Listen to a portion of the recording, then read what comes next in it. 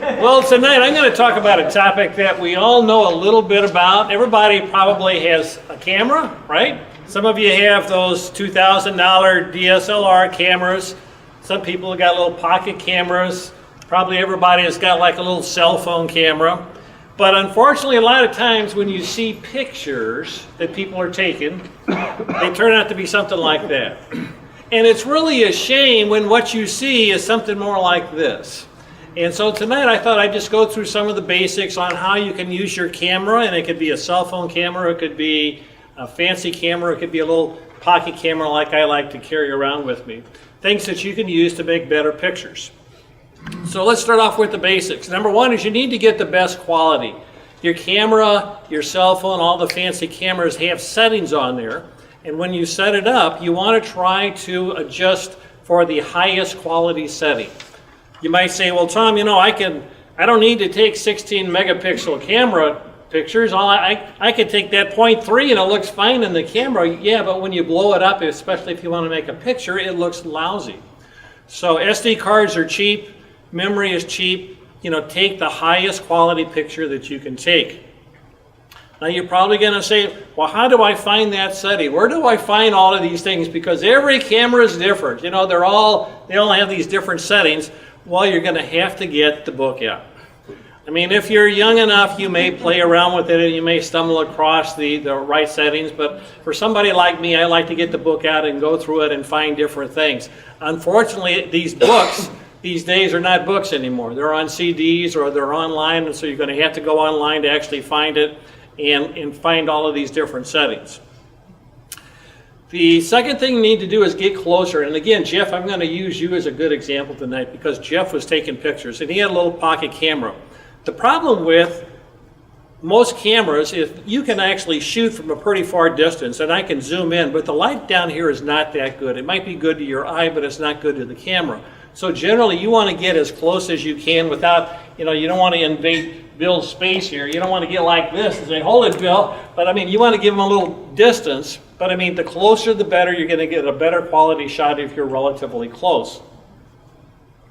And again, with butterflies, I try to get as close as possible. A lot of times, butterflies might be flying around. It might not be possible, but every once in a while, they're sunning themselves, and you can get fairly close, and you can get a really nice picture. One of the things also is to remember to get the junk out of the background. Now you may have noticed here that I got the lectern out of the way, I got the flag, I got the Ich bin dich sign out of the way. I got all that out because I wanted to try to get a good video. I didn't want all of that distracting stuff going on in the background. Well, the same applies to pictures. When you're taking a picture, you know, make sure that you don't have a telephone pole coming out of their head. And that happens more often than you think. You know, you're looking at the person and you're really not looking at the background. So make sure you look at the background and you get rid of all of those distracting sort of things. If possible, use your flash. I probably use flash about 90% of the time. Again, Jeff used flash down here. Again, the lighting's not that good down here.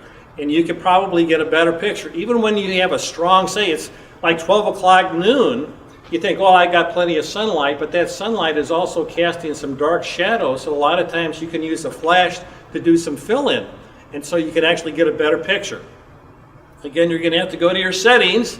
You're going to have to find the little setting where you're actually going to be using that flash all the time. So again, most of these pocket cameras have that, and the cell phone cameras have that too. Again, focus on your subject that's sort of natural, but it's probably very easy when you have a bunch of people like this. You know, who do you focus on? Well, again, if you're focusing on one particular thing, you know, as you push down the little button about halfway down and you hear that little beep, well, make sure you're focusing on the butterfly and the flower and not something off in the distance.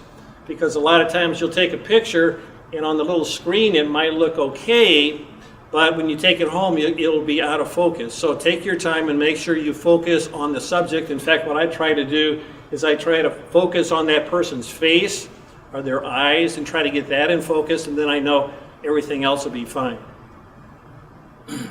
And try for candid shots. You know how most grandparents, Bill, you say, oh, look, come over here, I want to take your picture. You know, and the kids go, you know, they give you that fake smile. It's terrible.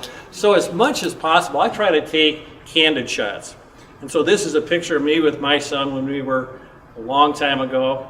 And so if you could get those kids when they're running around or doing things, when you're really not paying any attention to you, you're really going to get a much better picture, a much more fun picture, much more realistic picture than if you say, okay, everybody get together, put your arms around and give me a smile. So candid pictures are much better. And take lots of pictures.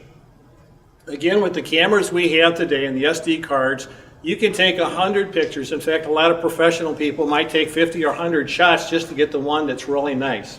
So don't be afraid to take picture after picture after picture. Go ahead and do it. A lot of times we were trying to get a picture of Gina a while back, and Gina always had her eyes closed, and sometimes it's really hard to get a good picture. So again, Jeff is a good example. He took 2 or 3 pictures tonight. When you say, well, why are you doing that? Well, a lot of times people have their eyes closed, or they're not smiling, or it's not quite the right expression. So it's okay to take as many pictures as you think is necessary. And then when you get that all done, take it home and put it in some sort of photo editing program. And these are all programs that are free. You don't have to pay anything for them. I like to use Photoshop, but then Photoshop is sort of the standard, but you don't have to pay money for Photoshop. You can use a basic editing program. And probably the main thing you want to do with a picture, assuming that you've basically got the subject, is you want to crop it. You want to get all the extraneous stuff out of there. In this particular case, I'm trying to get a picture of this butterfly and the flower, and all of this other extraneous material is going on. So as much as you can, crop out all of the extraneous stuff. And then do a file save as. Anybody know? Tell me, you know what that is? Bill, do you know what that is? Tell the group what that is. That means you give it a new name, so you leave the existing file where it is. Exactly. So a lot of times if you instead of doing a file save, you're overwriting that original picture.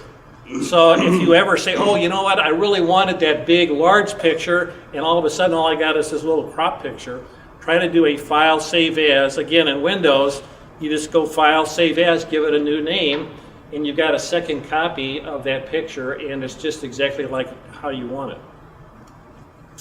And again, always have your camera with me. Again, most people, if they have their phone, they have a camera that's probably pretty good. I actually like to just take my camera and put it in my pocket. That's why I like these little pocket cameras. And so I always carry it with me. So it's always good, again, if you're with the grandkids or you're outside or you're at Toastmasters, it's always nice to have with you. And then finally, take a class. There are a lot of good classes out there, inexpensive classes. Besides Merrimack, they actually have continuing education classes for $30, $40, $50. You could take a photography class, and you can really learn a lot. So anybody that's interested in this, that wants to get some more information, think about taking that. And even better than that, if you want to stay on your couch and you don't even want to leave the house, you can subscribe to lynda.com. $25 a month. Sounds like a lot of money, but when you figure out that it has classes on just about everything, not only photography, but business, and you name it, and it has a class on it. And they're video classes. And so I can't say enough for lynda.com if you really want to learn about professional photography and what the professionals are doing.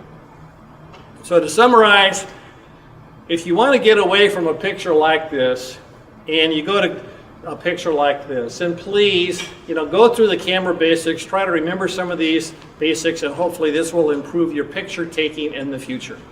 Mr. Toastmaster.